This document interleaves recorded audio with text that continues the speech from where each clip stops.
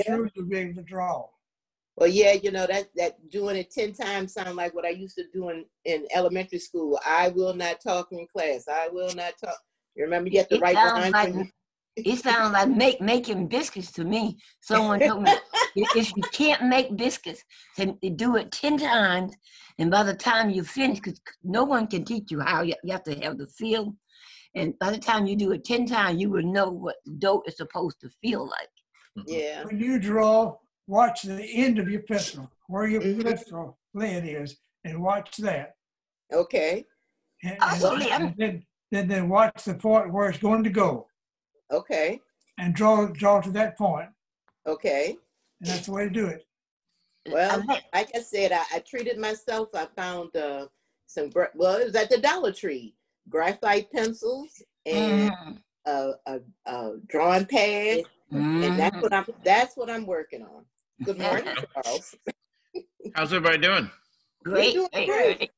I didn't want to interrupt. You guys were having such a great conversation there. I know, from drawing to biscuits, we talk about it all. Well, you know, I mean, I think, you know, basically what you can take out of that whole conversation is practice makes perfect. Yes. Yeah. You gotta get in there and start mucking around with stuff, and then you find your way. That's never been it. Okay. I had a drawing teacher once talk about the fact that you don't draw until you get it right. You draw until you can't get it wrong. That's very interesting. That's a different way of looking at it, but okay. Yeah, I can see that. Well, here we are. It's Wednesday. Guess what we're talking about today? Painting and mixed media. That's right, painting and mixed media. And actually, I have, well, I would consider it a treat.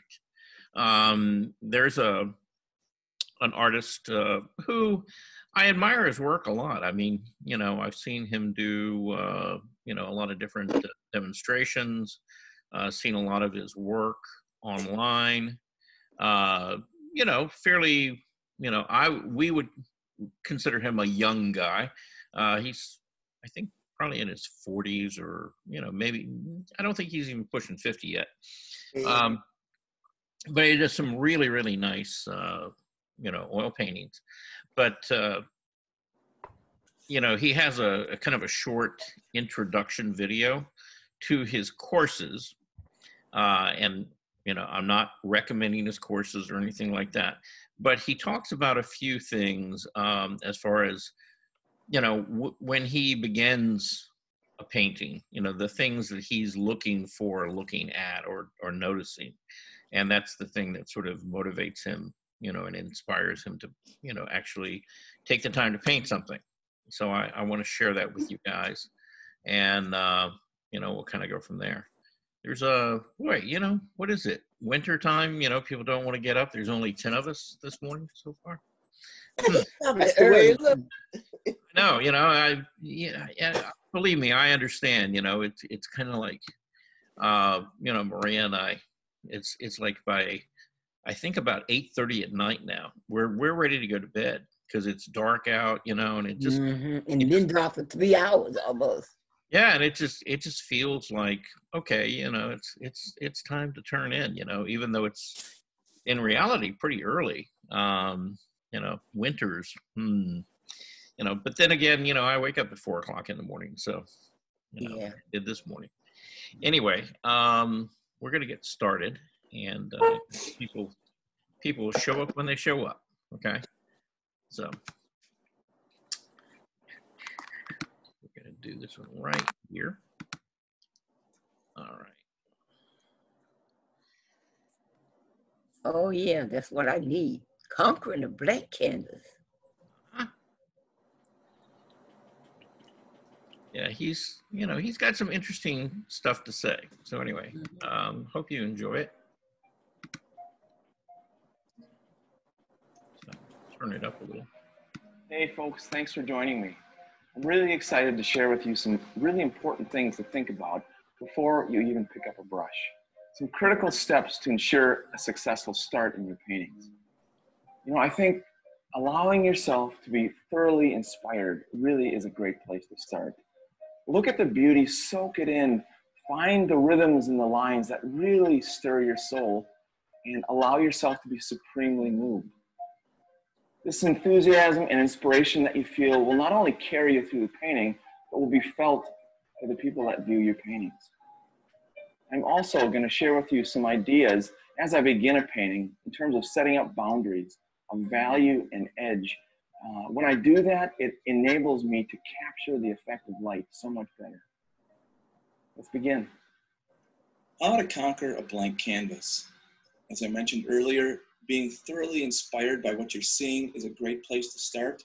Now, it doesn't have to be a beautiful young lady. It could be a still life, a landscape. It really doesn't matter what the subject matter is, but what is it about the subject matter that really is captivating? Is it the color harmony? Is it the juxtaposition of lines? Is it the contrast between razor sharp and really soft transitioning edges?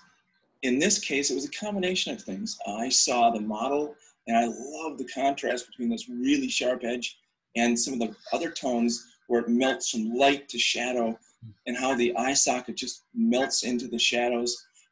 Just some of these edge contrasts, again, this sharp edge, and then as the neck goes into the hair, it's very soft. I love the harmony of the color. Warm on the facing light, cool from behind, this gorgeous green blues contrasting against the auburn tones of her hair. Absolutely captivating. So I want to hold on to this inspiration all through the process and make sure that I'm kind of checking back in. Am I capturing that contrast of edge or that harmony of color that really captivated me all the way through the painting? Secondly, as we look at the piece and we want to begin to develop, I start with a charcoal drawing. Not a detailed drawing. I'm not putting in light and shadow. It's just placement so that I can place my lights and darks accurately. After I have that in, immediately I have to set up my extremes. Now, I have to look at the model and squint way down. Where are the lightest lights? Where are the darkest darks? Where are the sharpest edges? And where are the brightest colors, most saturated colors? So I want to get those down on the canvas as soon as I can. Notice I'm knocking in the darks, very clean and rich, and the lightest lights. I'm also indicating the sharpest edge right here. Okay, I want to stop this just for a second so you can take a little bit of time and really look at, how he's, begun. So, I don't usually do a drawing, but, he does, and that's fine. You can go about it either way you want. He's not doing a lot of work on the drawing. It's kind of general shapes and things. But the thing I want you to notice he's not on a white canvas. See, there's a tone.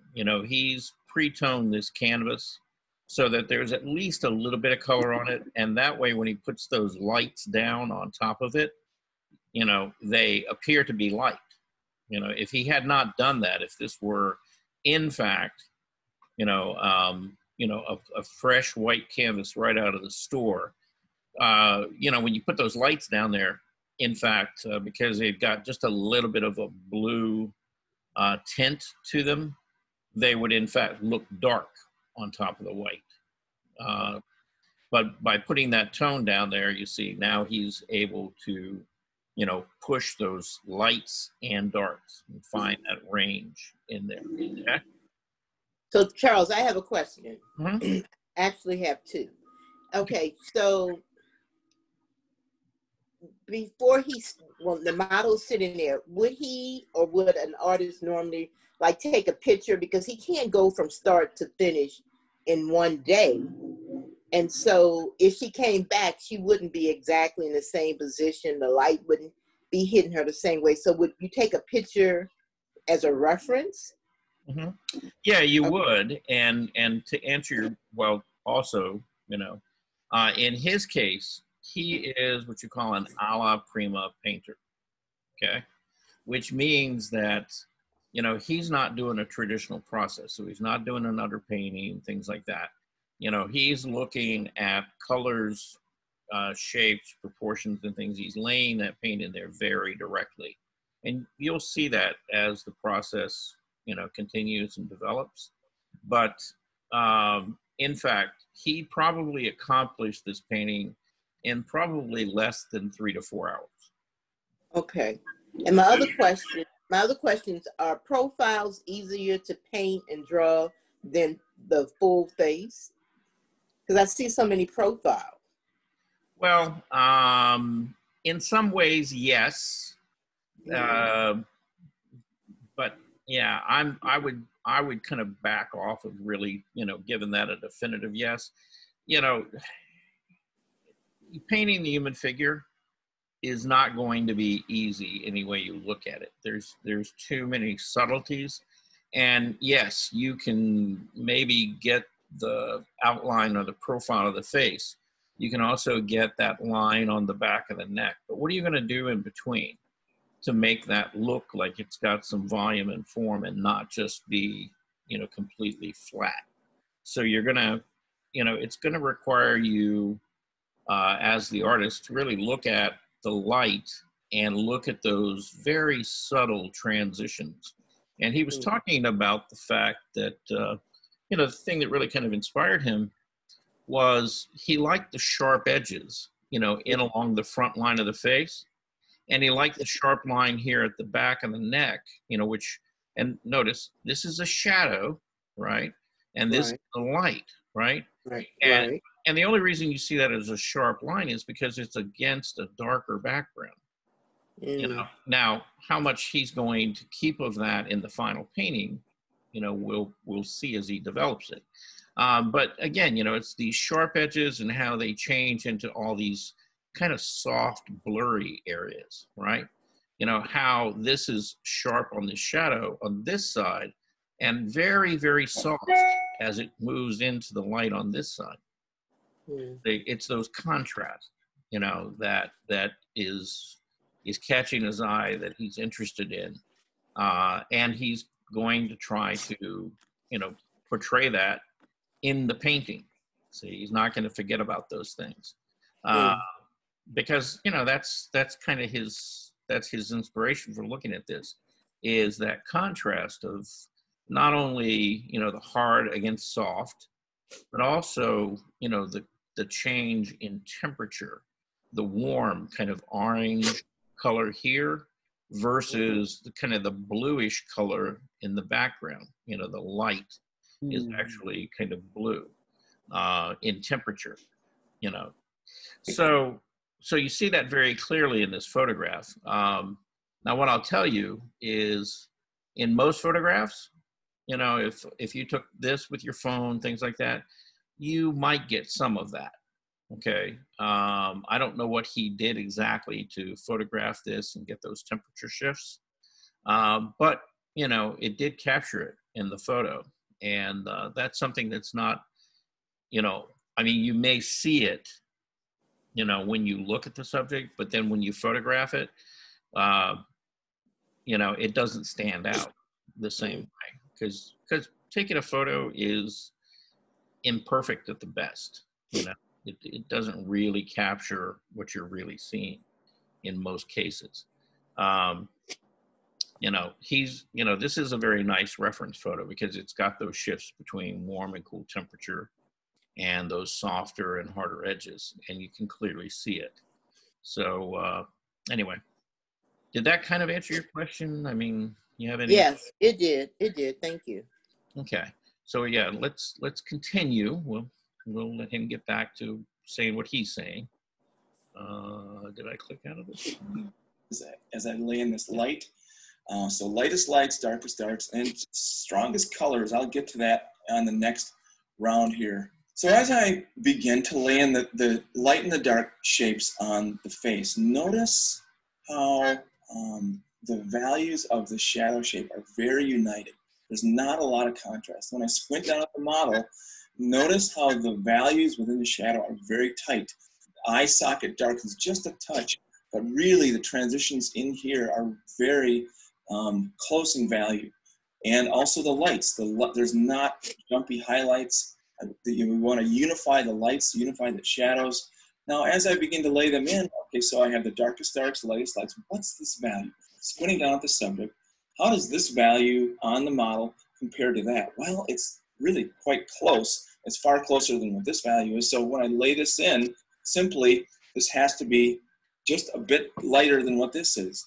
And it has to be, again, simple in value. As I judge what the value of the light plane is, what is this value compared to this, the lightest lights? Always going back to your extremes to compare on everything. Certainly in terms of edge, I've developed this edge to be razor sharp, as I saw it here. How do the edges transition between light and shadow compared to that? Notice how the edges from the hair to the skin tones really beautifully melt together. Again, stare at this and let your eye peripherally drift up through here and you'll see, wow, those are really soft edges compared to that. Again, always going back to my extreme edge and a value for every decision. The only time I open my eyes when I paint is when I'm looking for color shifts. In this case, there's a cool blue line kind of going down between backlight on her neck and the top plane. So, you know, again, open my eyes to see color shifts, but 98% of the time I'm squinting deeply to notice just the simple unity of light and shadow. As I continue to build, really important, as I am adding detail, I am not pulling apart the values. I'm keeping the value unity very simple in lights and in shadows. In here, any of the highlights in the hair do not get anywhere near this light. So I need to keep them in check, keep them down so they don't destroy the effect of light. If I let my values get out of check, meaning if I put reflected lights in the darks, or if I put too many highlights in the lights on other areas, and they compete with the lights that I'm seeing in the model that are the lightest lights, you will kill the effect of light. You know, we want to capture light. That's what's really going to captivate the viewer. That is what's going to move those who look at the works. You know, they're gonna feel that light, and that's what's going to touch their soul. So we want to really watch your values. And then as I conclude, you know, added a few background elements here just to give some interest to the design. One last thing, think about the temperature of the light as it hits the model.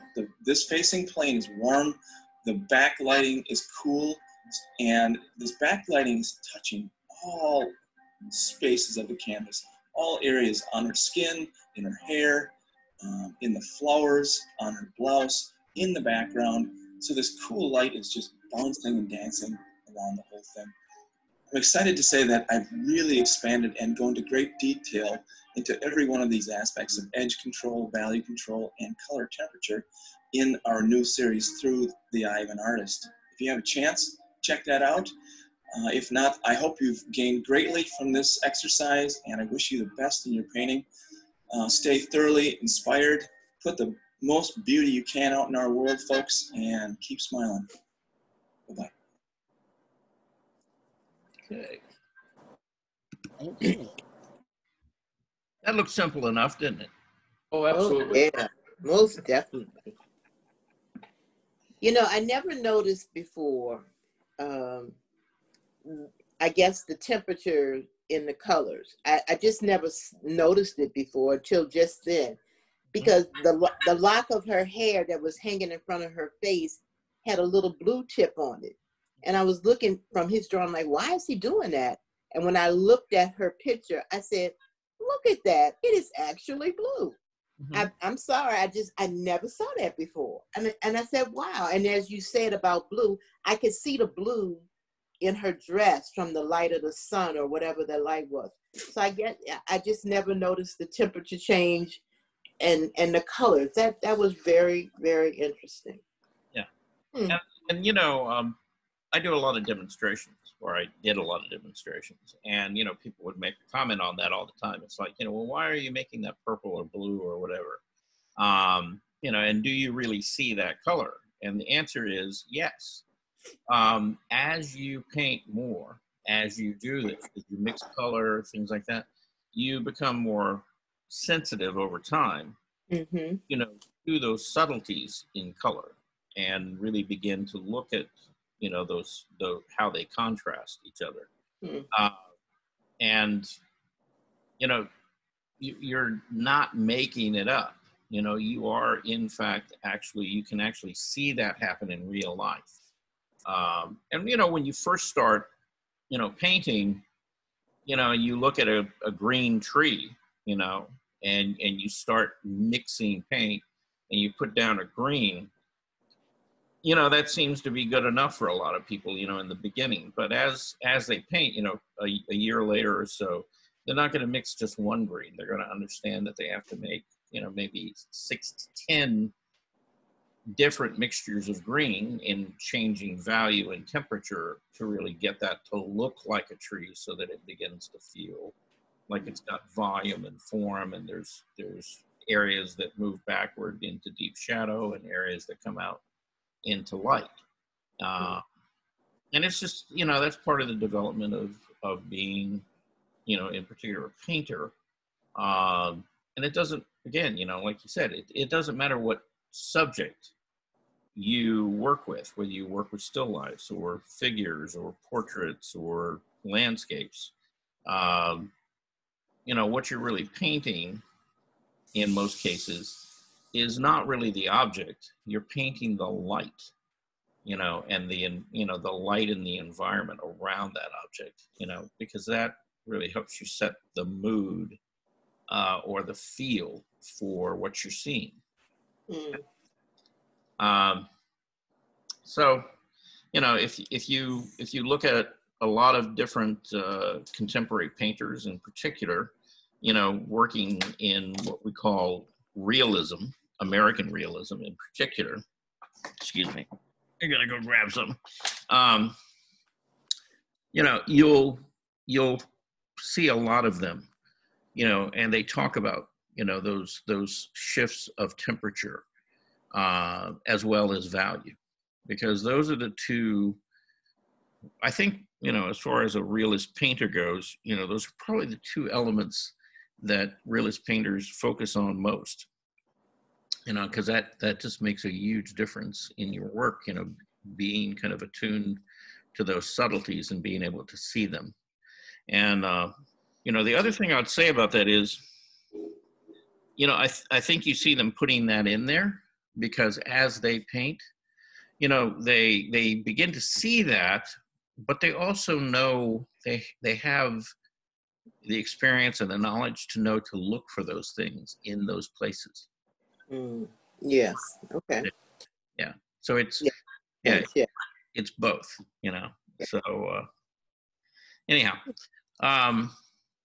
anybody have any thoughts about that? The thing that I got from that is you don't have to sit there and try to paint every strand of hair. You just have to suggest that the hair is there, you know. And you say paint it by the light rather than by trying to copy exactly what the photo is.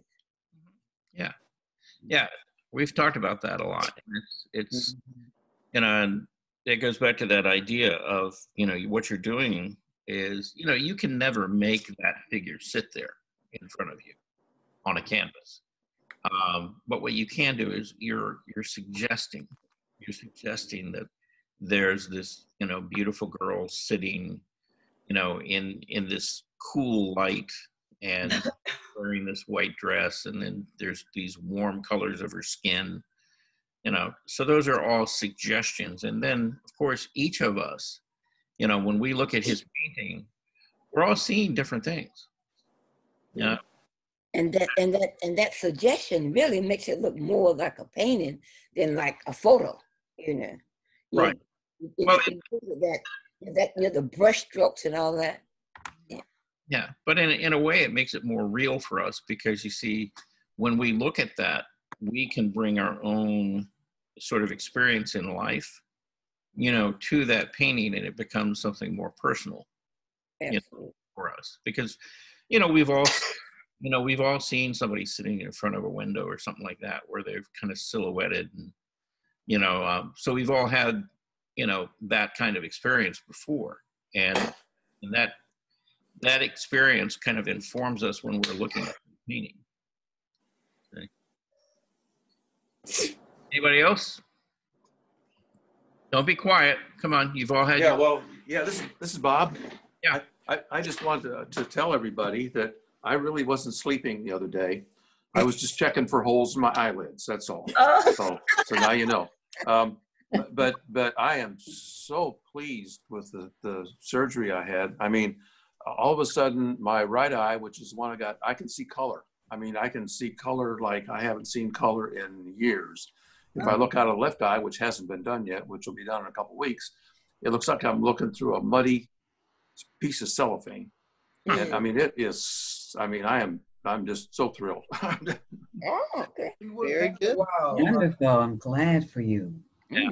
I had it done last year, and it's like you say, the difference in seeing clarity and color is amazing. But it would take a while for the eyes to get adjusted, because I went through that too. Yeah. It's happening fast. Yeah. Yeah. So Bob, you're gonna be doing more colorful paintings, yes? Well, I'm going to try. Right. Very good. So Bob, you mind if I ask you some questions about that surgery and stuff like that? Absolutely, please do. Okay. All right. So what inspired you to have that done to your eyes in the first place? Well, I have been seeing the same optometrist for 35 years. And over time, he keeps saying, well, you're not quite ripe yet. Well, you're not quite ripe yet. Well, the last time I went in, I could not, I couldn't get the final letters. And no matter what he did with his little machines that he, changes the vision, I couldn't see small print. Okay. And so he decided it's time. And I decided, yes, it's time. So that's what inspired me to do it. Okay. So now, exactly what did he do? It was a laser surgery? Well, yes, I had basically they removed a cataract, and they do that with laser.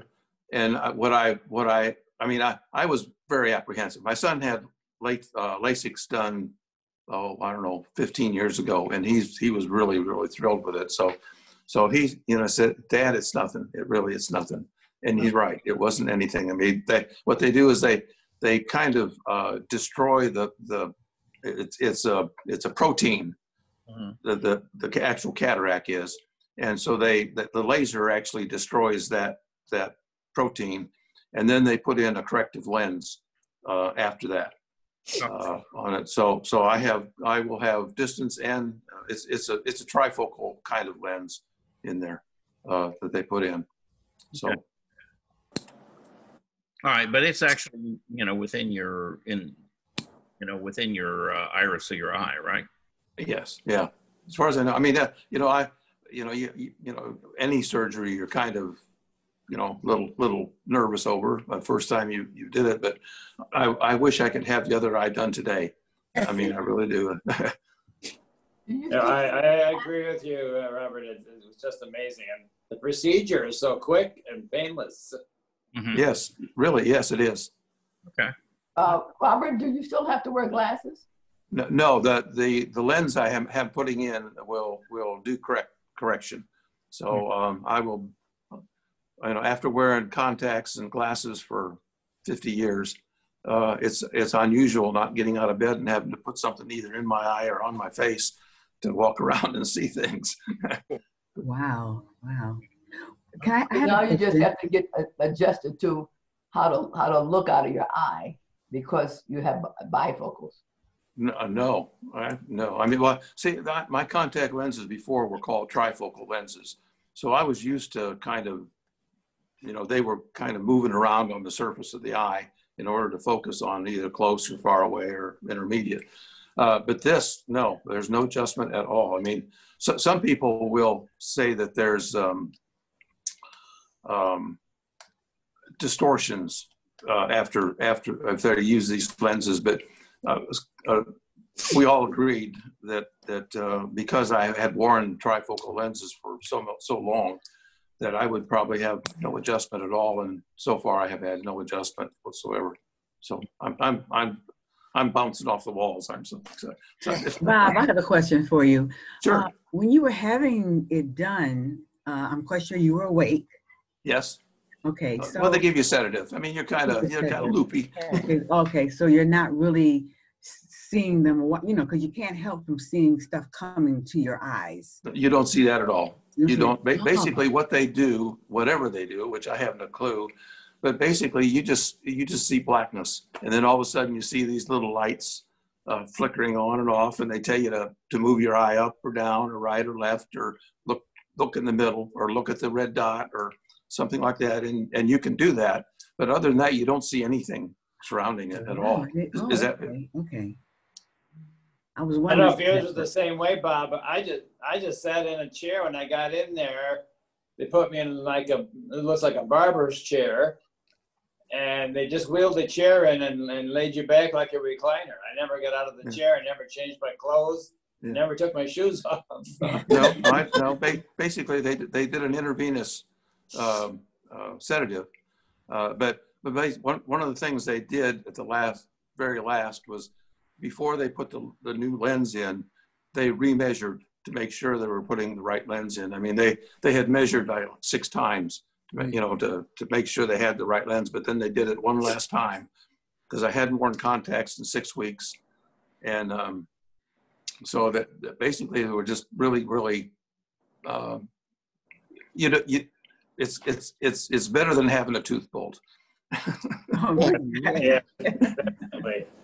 No, see, I just had the one lens, the far distance. I didn't do the close distance. Right. So, which would mean I would have to either use readers or wear glasses. Well, I've worn glasses for 100 years, so right. I elected to have the bifocal reader in my permanent glasses, and then they corrected an astigmatism in the upper lens. So that's why I wear the glasses, but for far and distance, I really don't have to wear the glasses. Right. It's amazing. It's totally amazing. It absolutely. Like you, Bob, I would recommend it to everyone and anyone. That's right. Yeah, and we all get cataracts. Yes, correct. Okay. Yeah, I was curious about that. I mean, thus far, I haven't really had any real issues with my eyes, but I wear reading glasses, and it's like every 2 to 3 years, it's like I've got to change, the magnification on my reading glasses. So, I'm creeping that way. Well, I ended up buying a new television. First of all, thinking that was my problem with seeing was that because the TV was not clear. So I ended up buying a new TV thinking I needed to have the ultra everything. Right. And that didn't help. So, but once the surgery was done, I could take the TV back. Yeah, you probably figured out it wasn't the TV's fault, it was you. Yeah. Right. Right. Now when I had it done, what was offered to me was I either choose, whether it was long distance or near distance, or I could choose one eye to put distance in and one eye to put read in. And what I chose reading, and I think I made a mistake actually. I chose reading because I could always see well when I read, and I had this problem with distance. So what I chose was the distance. And then when he said that if you do the one eye for distance and the other eye for close, that you will have a lot of adjustment to make. And I was like, he said, well, about 20% of people. I was like, that's a lot. And he said, no, that means that 80% of people do well. But I still chose not to do that. I chose just to do the one so I could read, Yeah, and I think you got to make a choice that kind of works for you. Like in my case, that wouldn't work. I couldn't do just reading or just distance because of the fact that I am a painter and I paint landscape. If I can't see distance, that's a disadvantage to me. And so I really. You'll be offered glasses, if you choose the one for reading or choose the one for distance, then you'll be given glasses for the one for reading. Yeah, for reading, yeah. But, yeah. If you choose the other, then you get glasses for the other one. Mm-hmm. But now what's the guy who just got it done? But now what he described, that trifocal lens, that sounds awesome. I don't know whether I did it too early or what, but what he described, I'm like, I would love to have that, but you can't redo it.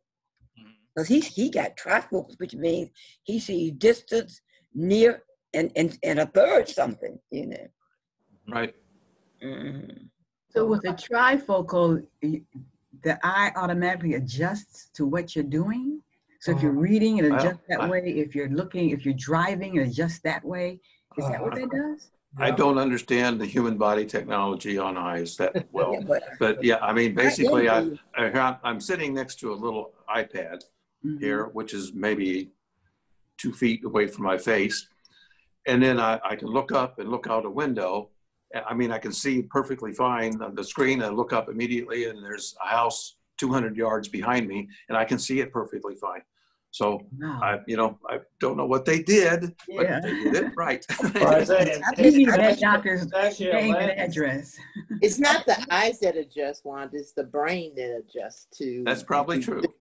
So it's not your you know, the brain is controlling what you see, and so it's an adjustment with the brain. It But takes it's it an takes a actual bit. lens. It's an actual lens they're and putting in, just like looking through the contact lens, trifocal contact lens.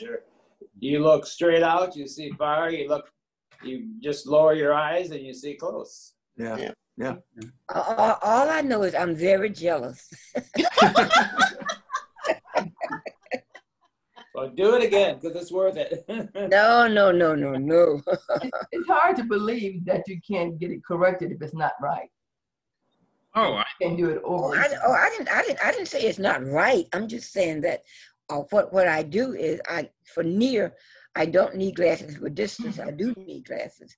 And to me, that's not enough to go and get a whole nother.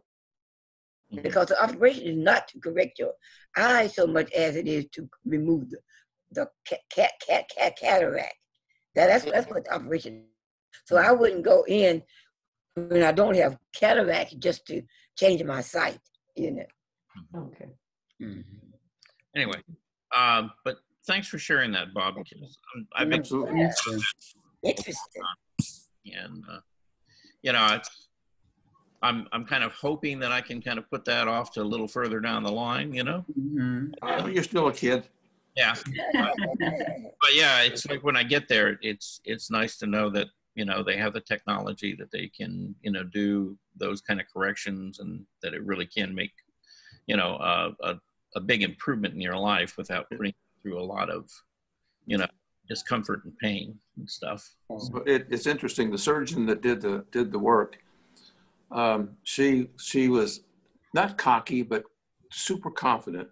And she's probably young enough to be my great-granddaughter. I mean, she was so young. It was, that's what you want. How can this kid do this? Well, and that's it. That's one of those perspective problems. You know? Yes.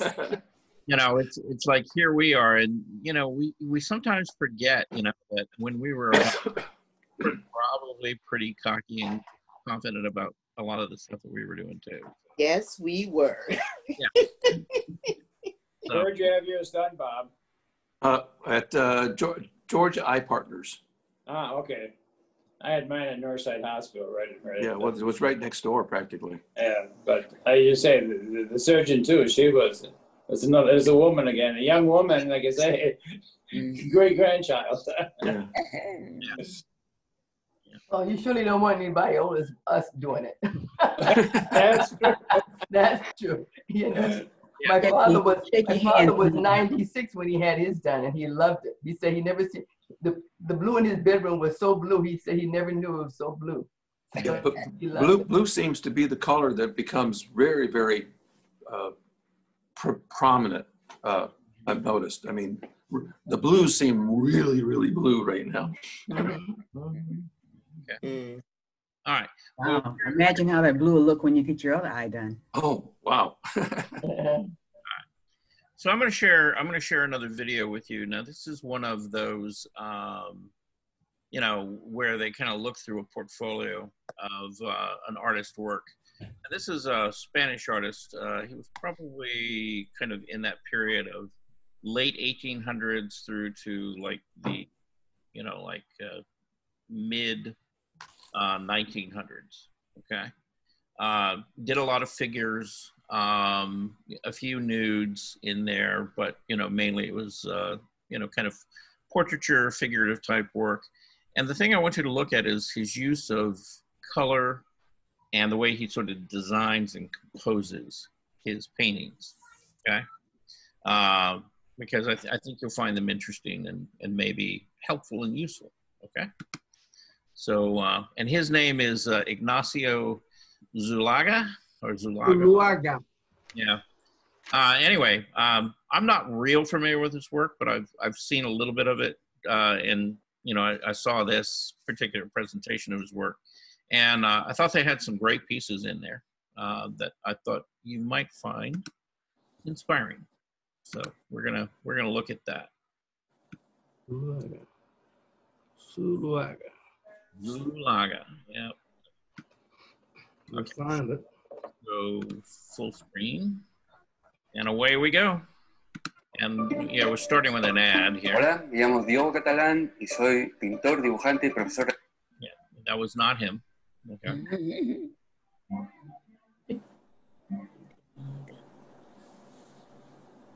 And if nothing else, the music will wake you up.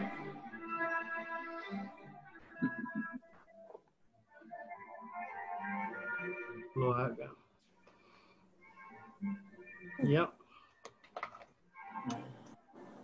Zuluaga. Zuluaga.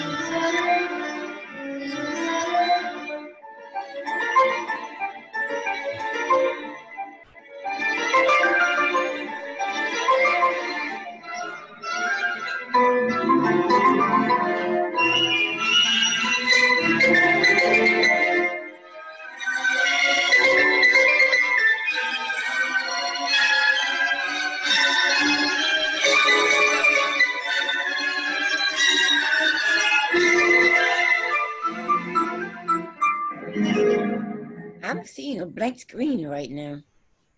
Pardon? A blank white screen. Yeah. Oh, okay. Well, that's my fault. Okay, I'm sorry.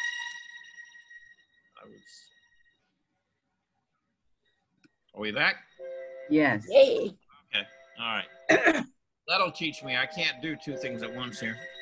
I was trying to download some photos, you know. And, okay. Okay. That ain't gonna work. All right. Sorry about that. I'm sure you can be a multitask. Well, I was thinking I could.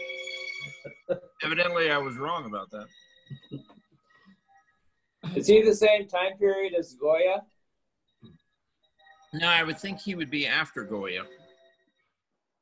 And in fact, you know, in looking at his work, I would kind of strongly suspect that maybe, you know, he studied with Goya.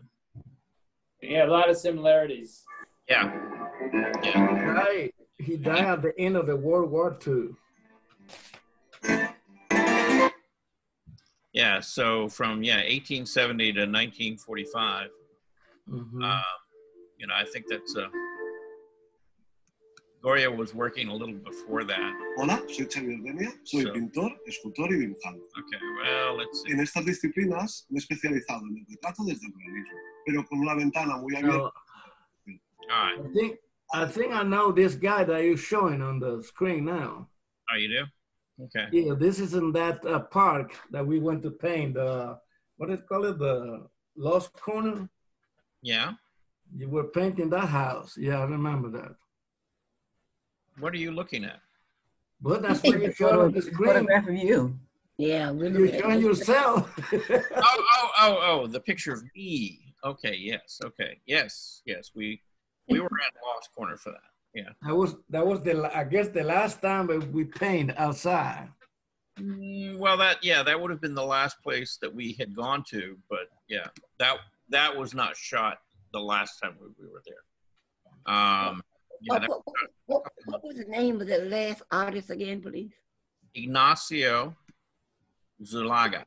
Would you spell it, please? Oaga.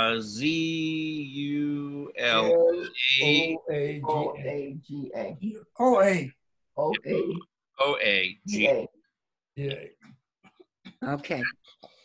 And you know, I thought he had some real interesting work. And the thing I really liked, you know, I mean, you know, you have portrait painters and figurative painters, and you know, they put people in a context of a landscape, and in many cases, you know, the landscapes are kind of secondary and kind of flat, right? But the thing I liked about his work is that, you know, in a lot of those paintings, he was very successful at getting this nice sense of depth, you know, in the actual landscape, and the figure itself, you know, felt, you know, appropriately close to you. And yet the lighting, the contrast were very dramatic, you know, in all of his paintings. And so, yeah, there was a lot there that I really liked about it. And so I wanted to share that with you. I thought, you know, he had some real interesting work. Anybody got any comments about what they saw? Oh, what I noticed really is how beautiful how the fabric, the lace and the sheerness and all that, and some look like silk and some look like cotton. The fabric captivated me. The fabric that the people, you know, the garment that the people were wearing. Right. Yeah. Yeah, a lot of those were pretty, you know, pretty detailed and very, very complicated. That's why I want the name. I got to go back and look at those fabrics. See if I can duplicate some of that. You know. Yeah, that's something, you know, I mean, you know, a lot of painters don't, you know, they just don't pull that off really well, you know. And, you know, sometimes, you know, you'll see painters who are very good at rendering the form of the figure or the face, the hands, things like that. And then the clothing itself will look flat, you know, and not really feel like it's, you know, really draped around the form of the body. But, you know, he you know, he has this nice sense of capturing some of the personality, I think, of the subject. And, you know, when he's painting the figure itself, he makes that dress or that, you know, the clothing and things really move around that form really solidly, and does a beautiful job at it. So, yeah, I think he's a good person to look at if you're going to paint figures or, you know, do portraits, things like that, because, you know, you've got to address all of those things. You can't just. I thought one thing was interesting that I saw, that in a number of the buildings and maybe the landscapes, that he did groups of even numbers. Like I saw there was like 4 palm trees in one, and there was 2 sets of 2 different kinds of windows in another. And, you know, the quote unquote rule of thumb is, you know, you work in 3 or odd numbers rather than even numbers. Right. Which I thought was interesting. They were very beautiful paintings. Yeah. But That just goes to show that you notice different things. I didn't even notice that. Yeah. I was so busy looking at the dress. Yeah, and to Bob's observation there, again, you know, that's kind of the beauty of, you know, getting to be a good craftsman at what you do. You know, there's all these, you know, suggested rules out there. And, you know, the thing that makes a master painter is being able to break those rules, you know, and know when to break them and how to break them. So, you know, you can really, you know, get away with doing pretty much anything you want, you know, after you're really good at it. I saw 2 of the paintings was of artists. They had their palettes in their lap, and I was wondering if one of them was a self. I think the one at the end. Self-portrait. Yeah, I think the one at the very end was a self-portrait. Oh, okay. But I think the others may have been other artists that he worked with, contemporary painters, you know, around that. Okay. So from what and I just did a little bit of reading on him, so I don't really know a lot about him. But from my understanding was that he worked in Madrid, and that at that time, you know, the Spanish court, you know, it was a little past that time. But, you know, he was really interested in bullfighters and just sort of the life, you know, the social life around Madrid. And, you know, painted a lot of the, you know, the more well-to-do family. You know, you didn't see a lot of poor people in his paint, you know. So he hung out, you know, in the fashionable crowd. So. Right. You wanted to get paid. You wanted to get paid. Yeah. Unlike the Impressionists, yeah, he gravitated toward money instead of away from it. So, anyhow, anybody got anything else? Well, his nudes were very tasteful. I like the way that he had the ladies painted. Yeah. Yeah, as a figurative artist, and you know, one of the things I thought that was kind of unusual is, you know, you didn't, and particularly for Spanish artists, you didn't see a lot of nudes, you know, during that period of time and before. So, I mean, he did, you know, he did some figurative painting things. And again, you know, his composition, you know, the way he set up the figure and, you know, the whole canvas, the way he used light was, you know, really competent and did a really good job at all of that. And, you know, if you notice, you know, he simplified, you know, he simplified the form of the figure, and was doing a lot of what Gerhard was talking about in the first video, which was really, you know, limiting those ranges of value so that, you know, the skin tones held together in the light and in the shadow. And so, you know, they're interesting paintings, and if you take some time, you can really go back, and even if you only pick like, you know, like 3 to maybe 5 of his paintings and really study them very carefully, I think, you know, there's a lot that you can learn, you know, in the process. The other thing I really like about his work, and I don't particularly do this myself, but a lot of the Spanish artists do. And I think it's because he probably studied under Goya, or at least looked at Goya's work quite a bit. Goya used black. I was going to say that. Yeah, instead of, because Goya didn't actually have a blue in his palette. He had red, yellow, and black and white. And those were, and he probably had the most limited palette of any artist out there working. But, you know, Goya used black, you know, as his blue. And again, you know, and I've talked about this a little bit, you know, just about any black that you go out and buy commercially, and at that time, you know, even in Goya's time, they would have had tubes of paint. When they manufacture that black paint, if you use anything like a Mars black, you know, or anything like that, if you add white to it, you know, you can actually see the blue color in it. About the only black that you can use that will get away from that is what they would call ivory black or bone black. And at that time, the more common would be what they call bone black.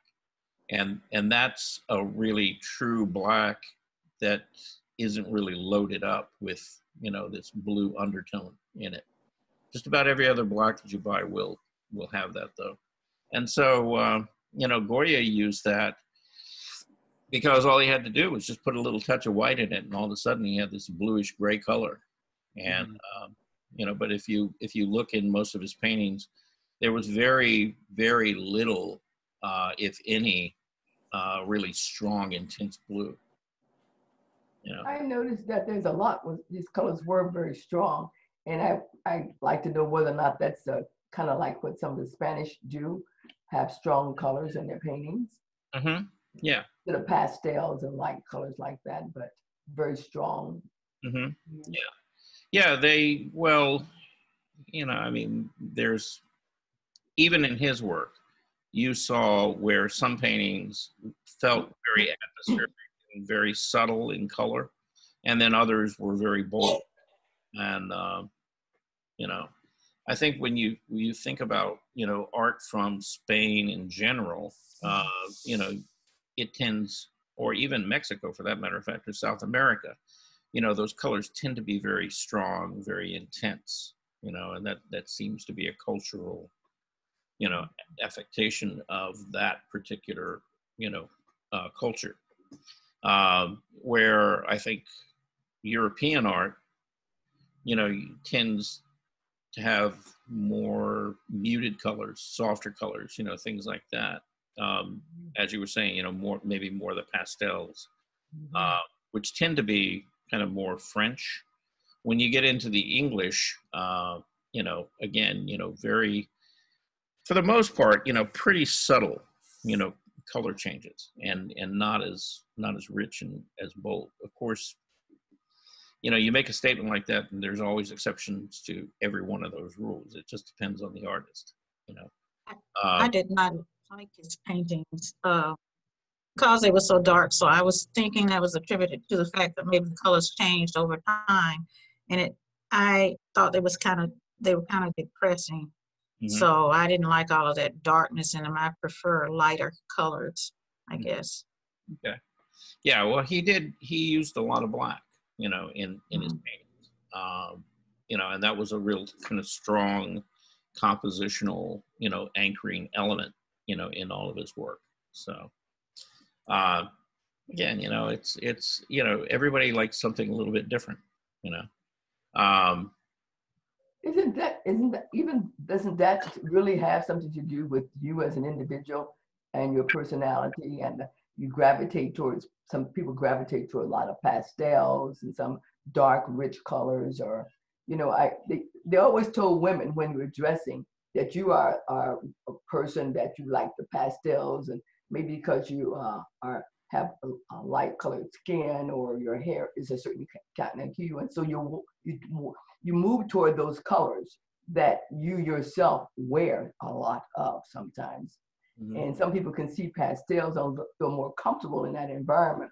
And some people like a much more richer environment in their coloring. But then some people mix it up very well. But usually we tend to kind of move toward those kind of things that we have in our own environment and that Right. we feel. Those are the kind of colors I prefer. But it seemed like in the pictures, the majority of the figures had on those same dark colors. There was no variety. Mhm. So since Charles, you explained that he used only 3 colors, then I can understand why I guess a lot of them were Yeah. about the Well, no, same. that would have been Goya. Goya was Oh. 3 Oh, colors. okay. But isn't it true that you only paint what you know? Because that was the period of time where black was worn a lot. So that's why they had a lot of black on. You know, they didn't wear a lot of pastel colors because that wasn't in vogue at the time, or it wasn't acceptable. Yeah. Well, okay. So I guess think back to like the Renaissance, right? You know, the Renaissance, you know, a lot of people wore some very, very dark colors, but even if they were painting some black clothing, look at the amount of color that they would put, you know, in that black clothing to make those subtle changes. And, you know, with Goya, you know, he was very good at being able to wrap, you know, the form or the fabric and things around the form in his portraits and things like that. But he used a lot of black. He didn't use a lot of blue. And then, you know, he didn't really shift the temperature, you know, in the color of that clothing as much as, say, somebody in the Renaissance or, you know, an academic French painter might do. And it just gave it a different look. But it gave it this, you know, very kind of stark kind of contrast between the lights and darks in there. And, you know, again, if you like those high contrast paintings, then, you know, then you're going to like, you know, that work. You know, if you like something more subtle, then you're going to find it, you know, maybe not as pleasing. So, and to Claudia's point, yes, you know, the colors and how you use color, things like that. Yeah, that all has something to do with you as a person. You know, not everybody's palette is going to be the same. And the way that we use color is not going to be the same. So, but there's still, you know, I think there's still a lot of value in looking at a variety of work, you know, and seeing, you know, what different people do, how they approach it, and how they solve problems. So, and Eloise, you know, to your, I guess, you know, what I would say is, you know, in looking at your work, you know, yeah, you like lighter colors, you know, but you use some pretty strong contrast in some of your paintings as well, you know, so, you know. Especially when she does her portraits. Mm-hmm. Yeah. She paints the person like they are. Mm-hmm. So then that would give her those strong colors. But I'm glad that you have us to do a variety so we can get a feel and get used to doing something outside of what we would have done anyway. So just painting, but doing landscapes also help you to get a variety of colors and temperature and hues and stuff. So that's good. Yeah, actually, you know, there's really 3 good ways of getting really good at painting fast if you want to improve your painting, right? You know, the first thing is paint from life, whatever you do. The second thing is paint landscapes and paint figures. All right. You know, if you do those 3 things, you're going to become a very good painter very quickly, you know, and I'm talking about, you know, within 6 months to a year. Okay, I'm on it.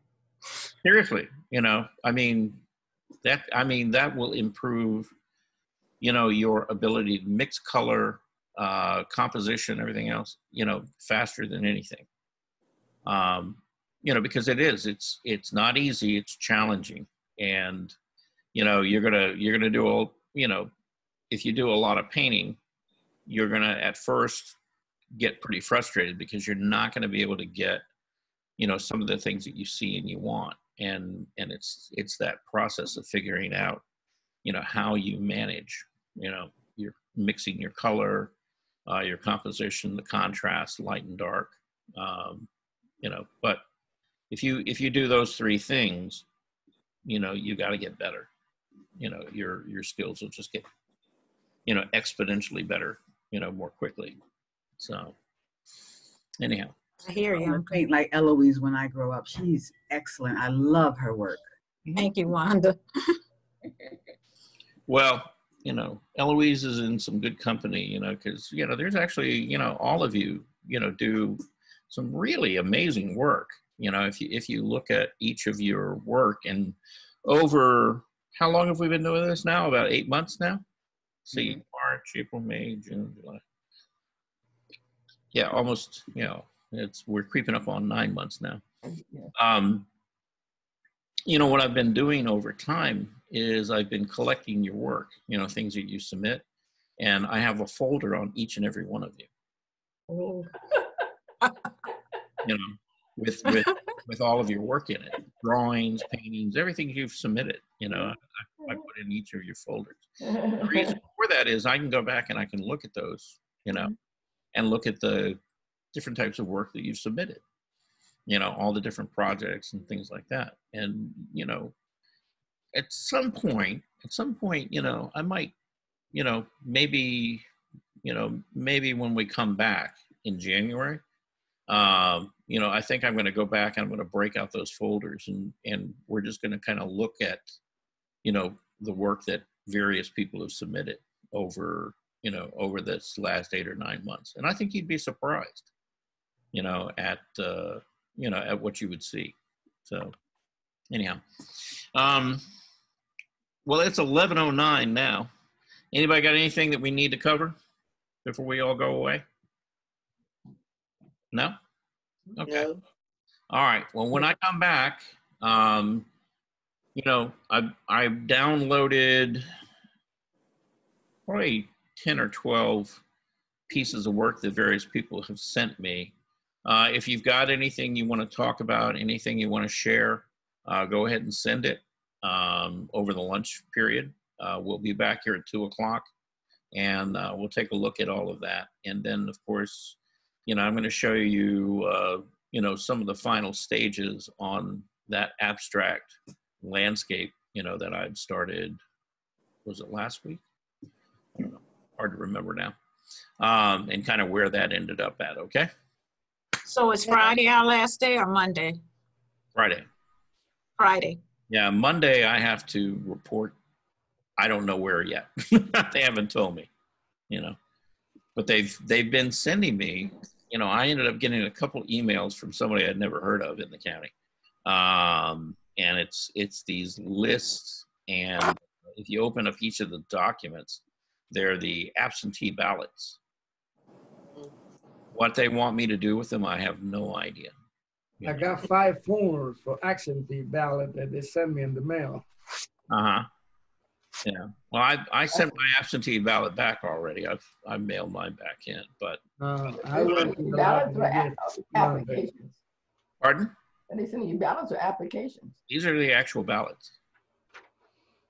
You better find out what that's all about. Yeah, that's my You question. better find out. Somebody got something going on. You better find out who that person is. And Well, why they doing. Yeah, they're not sending me the actual ballot. This is just, you know, like an image of the ballot that they cast.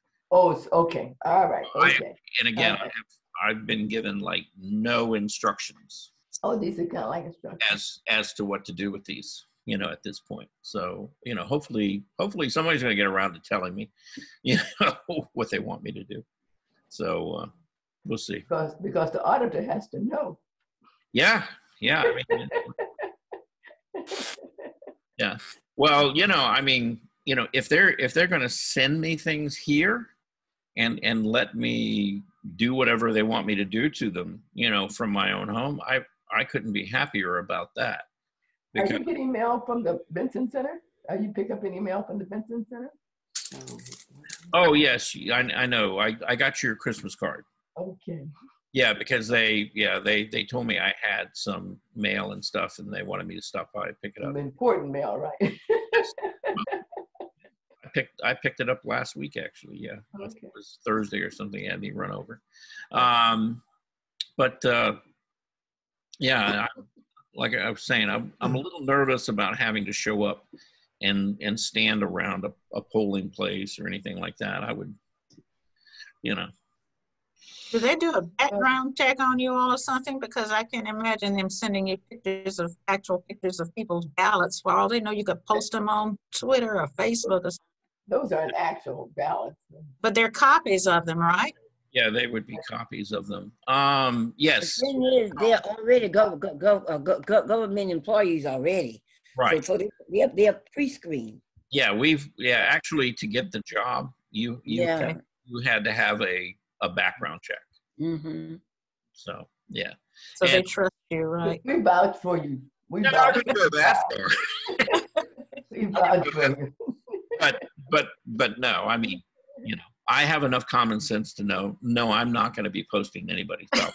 You know, or putting it up on Facebook or anything else. You know, mine or anybody else's for that matter of fact. So yeah. But no, it was just kind of odd. It's like I've gotten these emails, and you know, it's like, all right. And it would be one thing if you got an email and said, hey, we want you to do this with this, but then you just get these email and it has these files in it. And it's like, what is that about? You know, there's no instructions yet. So you know. Is there somebody that you report to, or you're going to be reporting to? I don't know yet. You know, again, you know, I haven't been given, you know, any real clear, you know, here, you know, you're reporting to this person during this period of time. If you have questions, ask them. I haven't gotten that yet. So we'll see how it works out, you know, but yeah, that starts. Charles, what we expect out of you is that you to vote early and often. Yep. No, don't do that, Charles. Well, okay, Richard, I did vote early. Okay. I already requested my absentee ballot. I filled it out and I dropped it off. So I know that they have it. Okay.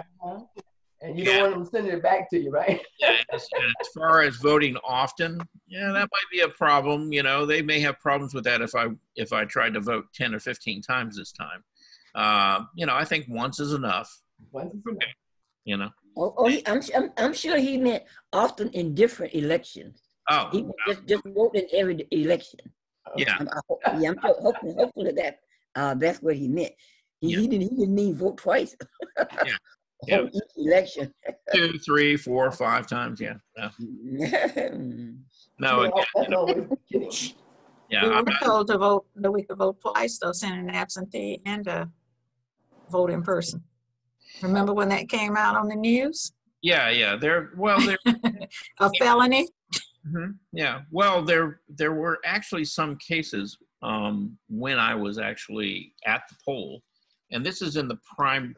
Yeah, this would have been for the primary, where people had requested absentee ballots. Yes, and not received. And never actually received them, and so they showed up. And, you know, they had their documentation that they had requested an absentee ballot. And then there was some question is, what do you do with them? Because there's an absentee ballot out there, you know, with their name on it, you know, but they never got it. And so there was a process that they had to go through to kind of cancel out that absentee ballot so they could then, in fact, vote in person. That would be me. Yeah. Yeah, because if I had voted absentee, I probably would have later on thought about, you know, I need to go down and check that, and probably would have gone to the regular voting place to make sure that the absentee ballot had been counted. It wasn't that I'm trying to vote twice. I'm just trying to make sure that I did vote once. Right, but you know, the fact is, actually, you could go to Georgia State website. Yes. You know, voter registration website. And you can, if you've done an absentee ballot, you can actually track your ballot. Yes, oh yeah, I forgot about that. Yeah, you're right. And they can actually show you, you know, that they've received it and that it was counted. So, so if you have any question about that, just go to that site, and you know, and check the status of your ballot. So. Okay. Very good. Okay. Okay. They still have the drop-off stations, you know, like they did for the other election? Well, in Fulton County, yes, I think that they have several different stations or places that you can drop it off. In Cobb County, they actually had drop boxes, but they've taken them all away. And now I think you've got 3 different locations that you can go to, which are all county offices, and then deliver them in person if you want to drop them off. Otherwise, you mail them. But if you mail them, then, you know, you're wondering, you know. Run the risk because of all the Christmas mail. Right. Yeah. Well, it depends on when you mailed it too. You know, I mean, I mailed my absentee ballot 2 weeks ago. So anyway, All right. Bye. I guess we'll see you guys at 2 o'clock. Okay. All right. All See you right, later. then. Bye, everybody. Have a good Bye, everyone. Bye-bye. Bye. Good lunch.